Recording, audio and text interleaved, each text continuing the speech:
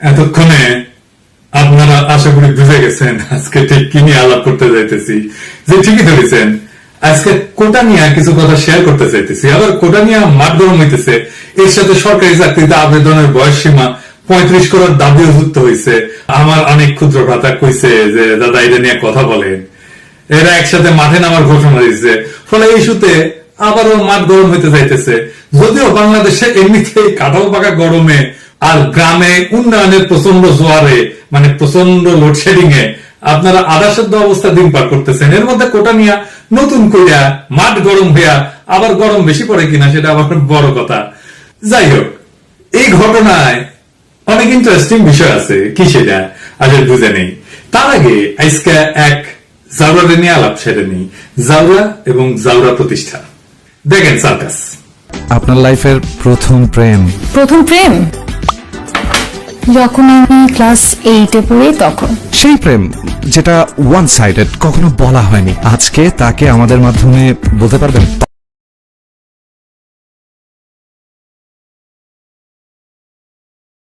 আচ্ছা, প্রেম লাইফ না single life, আপনার এক্সপেরিয়েন্সে কোনটা বেটার আপনার কাছে? বোথ। এই সার্কাসে বিজ্ঞাপনটা দেখেন, একটু বড় করে দেখে দেন কার বিজ্ঞাপন দিতেছে। আঙ্কারে প্রথম আলো, ডাবর, এই প্রথম আলো, লেট, কালচারাল মাফিয়া, ছায়ানট, সবারই একটাই কৌশল। প্রথমে মাইয়ার মধু পেলে, তারপরে ওই মধুর আকর্ষণে পড়ারা আসে। এই মাইয়া ক্লাস 8 থেকে প্রেম করে। তো এই গল্প শুনাইতেছে, শুনাক, অসুবিধা নাই। কিন্তু ডাবর, এর মধ্যে ডাবর কেন? হ্যাঁ, মতিউর রহমান, ডাবর একেবারে পশ্চাৎ দেখান দেয় দিব। এই মাইয়া তোমাকে না কইছি না যে ইন্ডিয়ান পণ্য থেকে দূরে থাকবা, কানে কথা যায় না, কুরকুরানি বেশি। কুরকুরানি ওষুধ করে আমার কাছে আছে। বাংলাদেশে যদি করে কোন না খাবার চাও, গণমানুষের বিরুদ্ধে দাঁড়াবে না, দিন একরকম করে থাকবে না।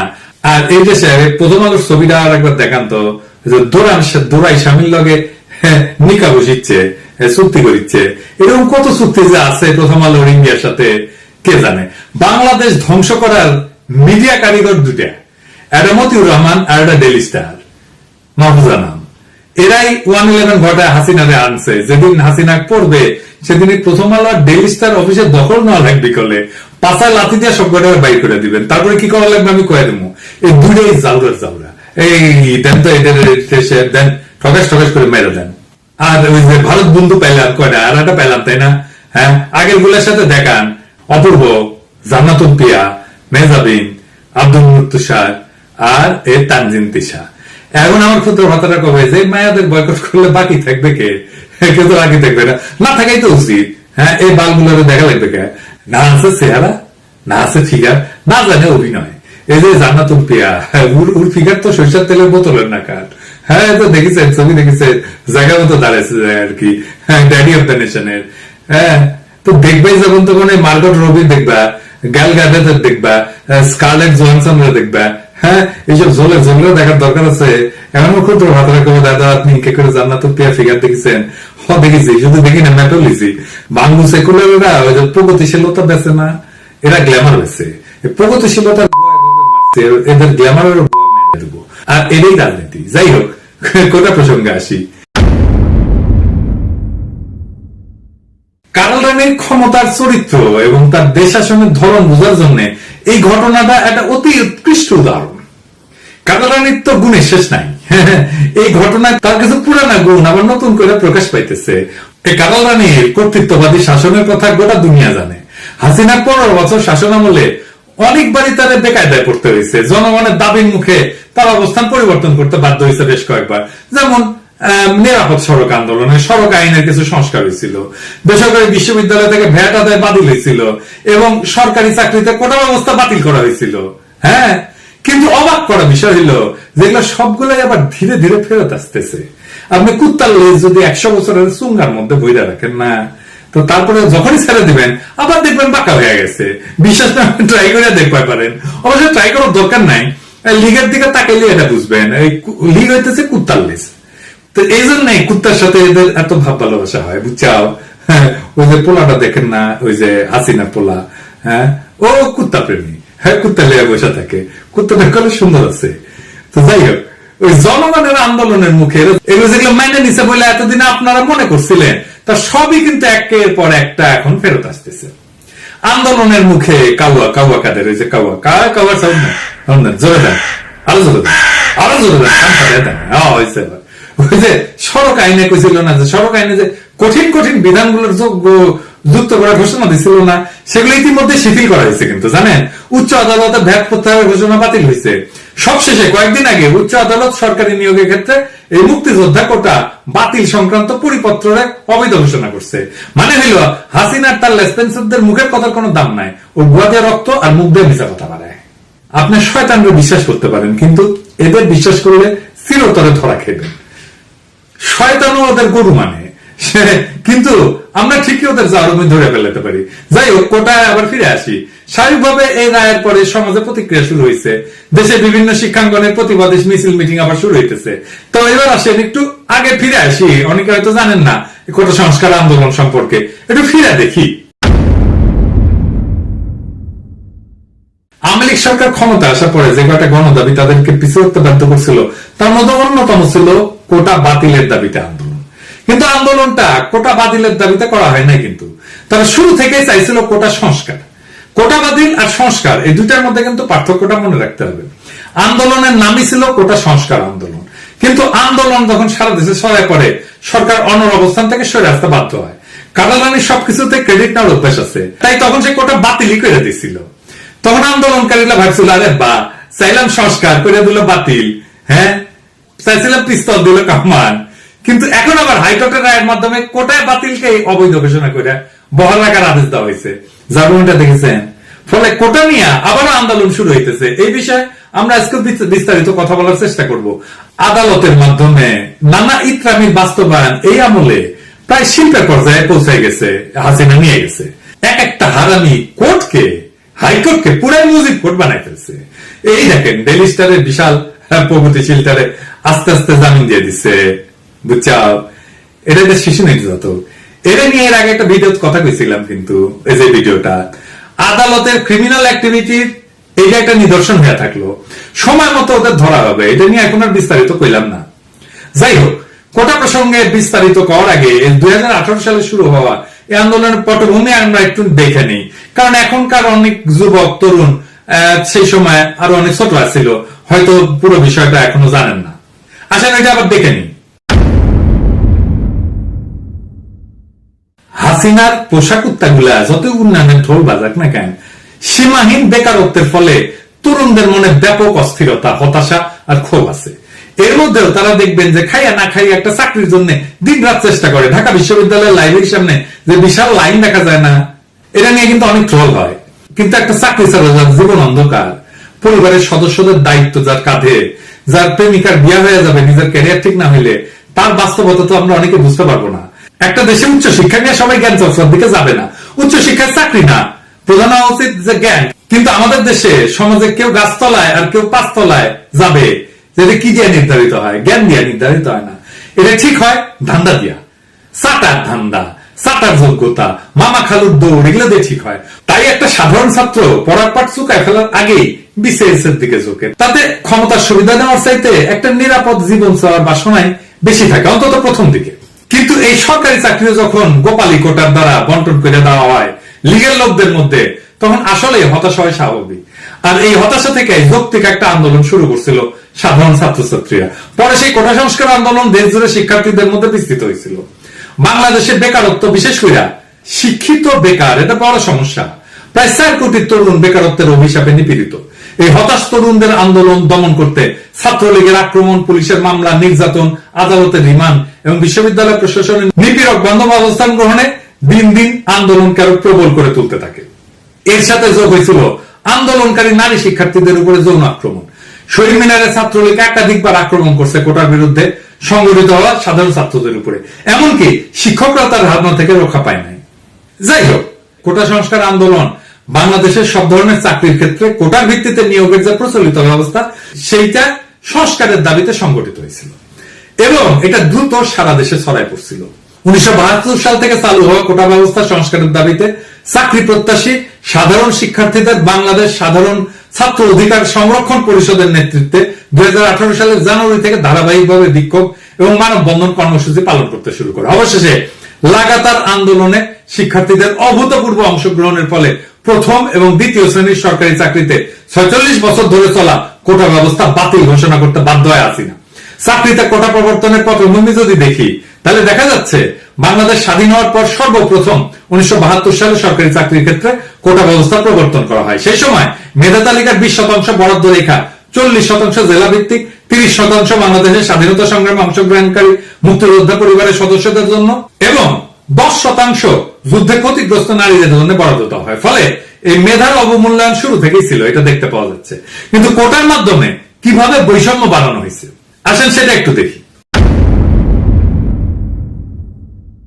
যে তথ্য পাওয়া যাচ্ছে তাতে দেখা যাচ্ছে যে নিবন্ধিত মুক্তিযোদ্ধার সংখ্যা 2 থেকে 2.5 লাখ, অর্থাৎ 1000 মানুষের মধ্যে মুক্তিযোদ্ধার সংখ্যা 1.2 জন বা 1.5 জন, যা সমগ্র জনসংখ্যার 0.12 থেকে 0.15%। 0.12% মুক্তিযোদ্ধার জন্য কোটার পরিমাণ 30%, যা হাজারে রূপান্তর করলে দেখা যায় 1000 জনতার মাঝ থেকে 1 থেকে 1.5 বা 1.5 জন মুক্তিযোদ্ধার পরিবারের জন্য কোটার পরিমাণ 300। কিন্তু উল্টা দিকে মুক্তিযোদ্ধা নিয়ে আওয়ামী লীগের প্রচার করা প্রত্যেকটা জিনিস ভুয়া।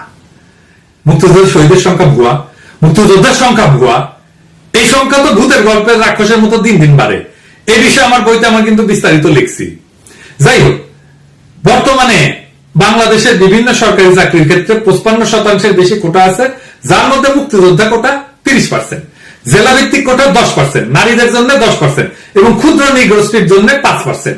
তবে নিয়ম অনুসারে এই সমস্ত কোটার যোগ্য প্রার্থী না পাওয়া গেলে 1% প্রতিবন্ধীদের জন্য বরাদ্দের বিধান আছে।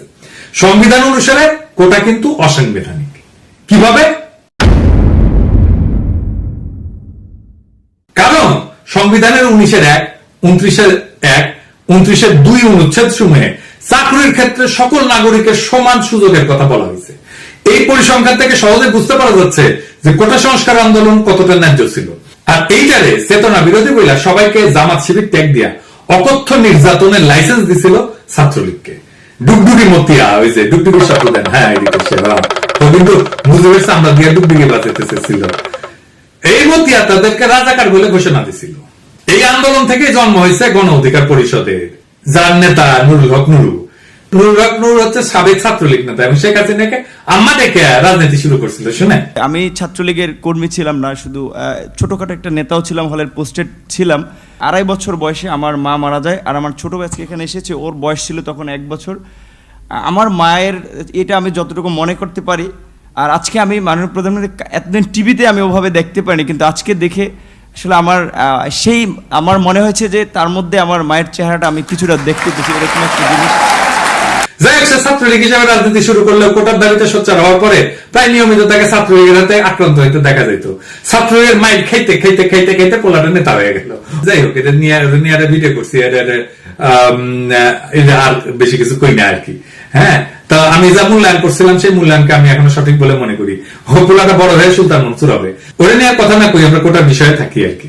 ওই আন্দোলন চলার সময় ডুগডুগি মতিয়া ওখানে ওদের রাজাকারের বাচ্চা বলছিল, আর তখন আন্দোলনের নেতারা শেখ মুজিবের ছবি উৎসাহ করে আবেগে প্রতিবাদ করছিল। তখন বিবিসি একটা সংবাদ করছিল, তাতে প্রশ্ন করা হয়েছিল যারা এই আন্দোলনের মূল সংগঠন তাদের রাজনৈতিক পরিচয় কি। নূর কইছিল যে তাদের অনেকে বিভিন্ন রাজনৈতিক ছাত্র সংগঠনের সঙ্গে জড়িত ছিলেন বা আছেন, কিন্তু আন্দোলনটি সম্পূর্ণই অরাজনৈতিক। এটা বলে অরাজনৈতিক আন্দোলন, এদের রাজনীতি এটাই ওই বুঝে না, ওই এখন রাজনীতি করে। কোটা সংস্কার বা কোটা বাতিলের আন্দোলন যে রাজনীতি, সেটা সে কইতেছে এটা অরাজনৈতিক। চিন্তা করে এই কয় যে আমি আগে ছাত্রলীগের রাজনীতির সঙ্গে যুক্ত ছিলাম, এখন কোন দলের সঙ্গে নাই। অন্য অনেকে হয়তো অন্য কোনো দলের সঙ্গে থাকতে পারেন, কিন্তু আমাদের আন্দোলন একেবারে অরাজনৈতিক। এর পেছনে কোন রাজনৈতিক ষড়যন্ত্র নাই। যদি থাকতো তাহলে আমরা অনেক আগে সহিংসতার পথ বেছে নিতে পারতাম, কিন্তু আমরা শুরু থেকে একেবারে শান্তিপূর্ণ উপায়ে আন্দোলন করতেছি। তার মানে রাজনীতি মানে সহিংসতা। ওই কয় তুই তো এখন রাজনীতি করে, তুই কি সহিংসতা করে? তো পরে যখন প্রশ্ন করা হয় তাদের আন্দোলন যদি এতটাই অরাজনৈতিক হবে, তাহলে মিছিলে কেন তারা শেখ মুজিবুর রহমানের ছবি বহন করে? মানে শেখ মুজিব অরাজনৈতিক চাও। তখন এই নূর কইছিল যে বঙ্গবন্ধু হচ্ছেন বাংলাদেশের স্থপতি। এটা যদি কেউ সামনাসামনি স্বীকার না করে, মনে প্রাণে কিন্তু বিশ্বাস করে। তার নেতৃত্বে বাংলাদেশ স্বাধীন হয়েছে। তিনি বৈষম্য মুক্ত সমাজের স্বপ্ন দেখছেন।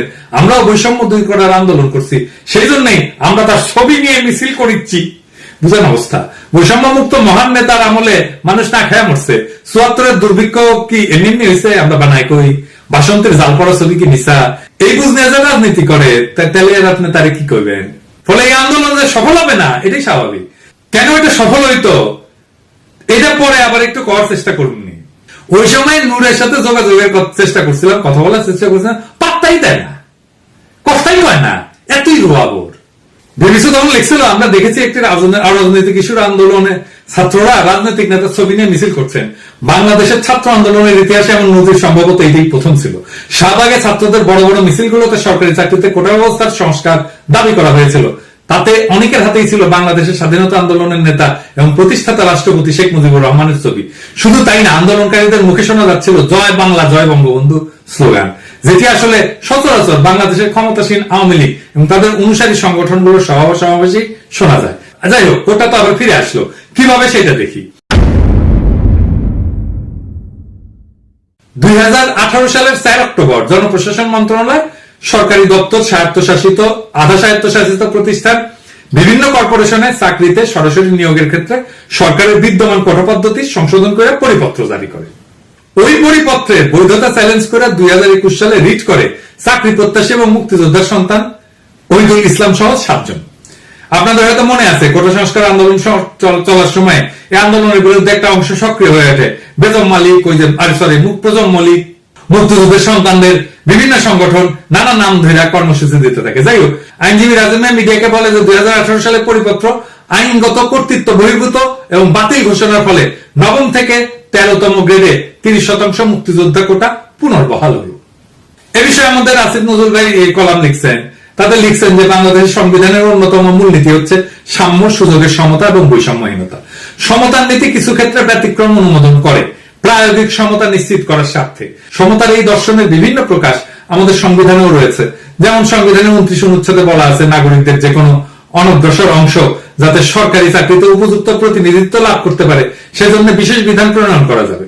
এই বিধান বলে, নাগরিকদের অনগ্রসর অংশের জন্য সরকারি চাকরিতে কোটার বিধান করা অসাংবিধানিক হবে না। কোটা বিষয়ে সমাজের তীব্র অসন্তোষ শুরু হয়। কারা এই অনগ্রসর শ্রেণী, এর উপযুক্ত প্রতিনিধিত্ব মানে কি, এইসব প্রশ্ন। কোটা নিয়ে অতীত ও বিদ্যমান এই বিতর্ক মূলত মুক্তিযোদ্ধাদের, এমনকি তাদের সন্তান নাতি নাতনিদের জন্য কোটার বিধান কেন্দ্রিক। মুক্তিযোদ্ধারা কি সমাজের অনগ্রসর অংশ? তিনি প্রশ্ন তুলছেন। এদেশের তৎকালীন এলিট পরিবারগুলো সহ সমাজের সর্বস্তরের মানুষ মুক্তিযুদ্ধ করছিলেন। তারা ঢালাওভাবে অনগ্রসর হন কিভাবে, বা তারা কতটুকু সুবিধা পেতে পারেন? এটা একটা জরুরি প্রশ্ন। অন্যায় সুবিধা দেওয়া হলে মুক্তিযুদ্ধের প্রতি সম্মান মর্যাদা কোনোটাই বাড়বে না, এটা আমরা সবাই মানি। তিনি বলেন, এই কোটার এই আধিক্য সমাজের সীমাহীন বৈষম্য সৃষ্টি করেছিল। উদাহরণ হিসেবে উনি কয়েকটা উদাহরণ দিচ্ছেন। 2006 সালে সম্পন্ন হওয়া 25তম বিশেষ পরীক্ষায় মেধার ভিত্তিতে নিয়োগ পাইছিলেন প্রথম 228 জন, বাকিদের অযোগ্য ঘোষণা করে চাকরি দেওয়া হয়নি। অপরদিকে বিভিন্ন কোটার কল্যাণে 1611তম হয়ে পররাষ্ট্র মন্ত্রণালয়, 5104তম হয়ে প্রশাসন, 5377তম হয়ে কেউ কেউ পুলিশ ক্যাডারে চাকরি পাইছিলেন। আর একটা বিস্ময়কর বিষয় হলো, এত ব্যাপক হারে কোটা যাদের জন্য সংরক্ষণ করা হয়েছিল তারা কোটা সমসংখ্যক পদে নিয়োগ পরীক্ষায় পাশও করেনি কখনো। এই কারণে 28তম থেকে 31তম বিসিএস এ 3162টা পদ শূন্য ছিল। অথচ সম্মিলিত মেধা তালিকার উপরের দিকে অবস্থান করে অনেকে চাকরি পাননি। কোটা ব্যবস্থা পুনরায় চালুর বিবেচনা করতে গেলে সরকারকে অবশ্যই এই নৈরাজ্যকর চিত্রগুলো ভাবতে হবে। মুক্তিযোদ্ধার ভুয়া সার্টিফিকেট নিয়ে যারা বা যাদের সন্তানেরা চাকরিতে ঢুকেছেন তাদের সবাইকে চিহ্নিত করে বরখাস্ত করতে হবে। সরকারি চাকরির নিয়োগে সব ধরনের দুর্নীতি এবং স্বজনপ্রীতি কঠোরভাবে দূর করতে হবে। তো কেন এই ধরনের আন্দোলনের কোনো ভবিষ্যৎ নেই? কোটা আন্দোলন খুবই ন্যায্য, তাতে কোনো সন্দেহ নেই। কিন্তু কথা হলো, এটা আপনি কার কাছে দাবি করতেছেন? একজন ফ্যাসিস্টের কাছে আপনি যখন আপনার অধিকার চাইবেন তখন তো সে নিজেকে আরো শক্তিশালী মনে করবে, সেদিন তো তার বৈধতার উৎস হয়ে যায়। এই আন্দোলন যখন চলে তখন বিরল হইলেও কেউ কেউ এটা বিরোধিতা করছিলেন, মানে এই ধরনের আন্দোলনের পরিণতি যে ভালো হবে না সেটা অনেকে বলছিলেন। এটাতে যে রাজনৈতিক মুক্তি আসবে না সেটাও বলছিলেন।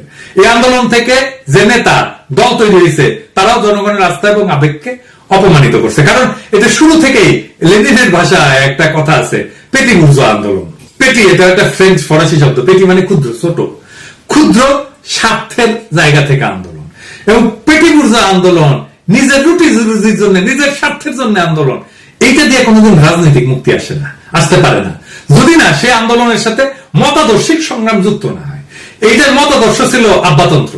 যার হাত ধরে বাংলাদেশে বৈষম্য শুরু হয়েছে সেই শেখ মুজিব, ওই যে সোহরাওয়ার্দীর বডিগার্ড, তার ছবি বুকে নিয়ে কয় মুজিবের বাংলায় বৈষম্যের ঠাঁই নাই। কত বড় হারামিপনা! আমাদের রাজনৈতিক মুক্তির সংগ্রামকে আগায় নিতে হবে। রাজনৈতিক ভাবে মুক্তি পাওয়া গেলে এই ধরনের আব্বাতন্ত্র, পিতৃতন্ত্র, মুজিবতন্ত্র এমনিতেই জয় বাংলা হয়ে যাবে। যেটাকে বলি যক্ষা ভালো হইলে কাশি এমনিতেই ঠিক হয়ে যাবে।